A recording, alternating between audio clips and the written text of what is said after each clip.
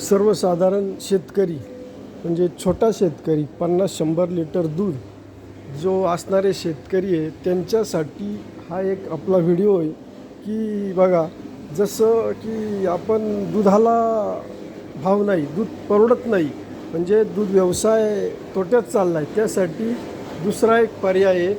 आता हे आहे खवा करण्याचं मशीन. तर साधारण ह्या मशीनची किंमत एक फक्त 35-40 हजार रुपये आहे आणि साधारण याच्यात 40 ते 50 लिटरपर्यंत दूध बसतं.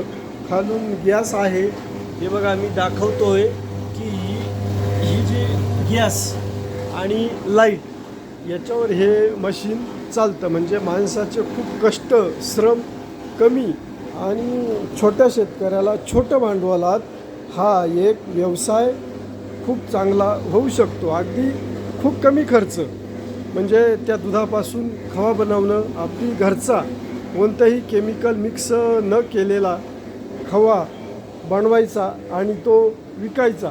साधारण याच्यात 40 ते 50 लिटरपर्यंत दूध बसतं आहे आणि 2.5-3 तासात हा खवा आता तयार होईल. 1 ते 1.5 तास झाला आहे हे दूध टाकून. अजून 1 तासात हा आपला 8-9 लिटर खवा तयार होईल.